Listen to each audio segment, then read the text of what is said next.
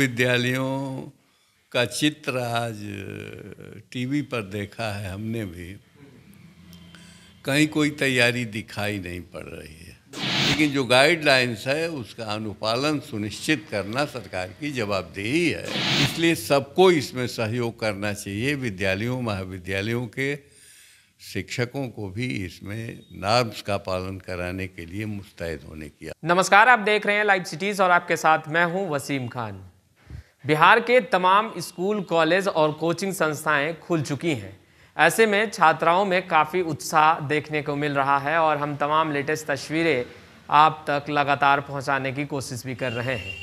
पर उस बीच एक बड़ा सवाल भी उठता है कि क्या सरकार तैयार है? जिस तरीके से स्कूल, कॉलेज, इन तमाम चीज़ों को खोल दिया गया है, तैयारी कितनी है सरकार की इन चीज़ों को लेकर? विशेष चर्चा करेंगे। केदारनाथ पांडे जी हमारे साथ हैं, सीपीआई के कद्दावर नेता हैं, एमएलसी हैं, इनसे बात करेंगे। सर, क्या लगता है सरकार कितना तैयार है? स्कूल, कॉलेज, कोचिंग संस्थाएं तो खोल दी गई।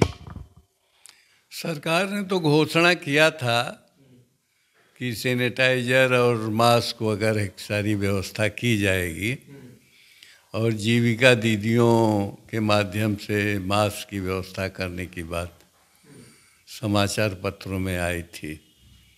लेकिन जो विद्यालयों का चित्र आज टीवी पर देखा है हमने भी, कहीं कोई तैयारी दिखाई नहीं पड़ रही है।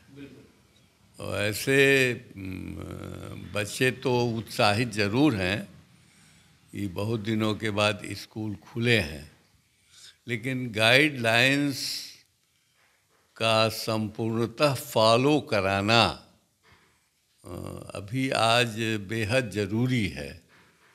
इसलिए इसकी व्यवस्था सरकार को तुरंत करनी चाहिए, रिव्यू करके कि कहाँ कहाँ कमियां हैं, उन कमियों को दूर करके ये व्यवस्था सरकार को करनी चाहिए, ताकि आने वाले दिनों में स्कूल, कॉलेज खोलने के बाद कहीं फिर दूसरे तरीके के संकट का सामना न करना पड़े। क्या लगता है केदारनाथ पांडे जी की ये जो डिसीजन लिया गया, क्या लगता है प्रेशर में लिया गया? क्योंकि गार्जियन जो हैं वो सवाल उठाने लगे थे कि पार्क्स, मॉल, सिनेमा हॉल, ये तमाम चीज़ें खोल दी गई हैं, पर स्कूल, कॉलेज क्यों नहीं खोले जा रहे? तो ये डिसीजन क्या प्रेशर में सरकार के द्वारा लिया गया है? नहीं, जहाँ तक प्रेशर का सवाल है, प्रेशर की बात नहीं है। बहुत लंबे समय से स्कूल बंद रहे हैं और अनंत काल तक बंद रखना बुद्धिमानी भी नहीं है। हालांकि निजी स्कूल के जो संगठन हैं, उन संगठनों ने सरकार पर दबाव भी बनाया है और मेरी जहाँ तक समझ है कि स्कूलों को और कोचिंग संस्थानों को, कॉलेजों को खुलना चाहिए जब सारे कार्य व्यापार हो रहे हैं राज्य के अंदर। तो स्कूल, कॉलेज में भी व्यापार होना चाहिए, यानी बच्चों को आना चाहिए। शिक्षक तो आ ही रहे हैं, तो शिक्षक आ रहे हैं, बच्चे नहीं आ रहे हैं और अधिकारी विद्यालयों में जा करके शिक्षकों की गैरहाजिरी चेक कर रहे हैं, उन्हें पकड़ रहे हैं, उनसे पैसे वसूल रहे हैं। तो इससे बेहतर है कि बच्चे आवें, बच्चों की कुछ पढ़ाई लिखाई हो। तो इस दृष्टि से तो सरकार का ये फैसला दबाव में लिया गया फैसला नहीं माना जाना चाहिए, बल्कि शिक्षा के हित में ये फैसला माना जाना चाहिए। लेकिन जो गाइडलाइंस है उसका अनुपालन सुनिश्चित करना सरकार की जवाबदेही है और इसको भी देखना चाहिए कि वो पालन हो रहा है कि नहीं हो रहा।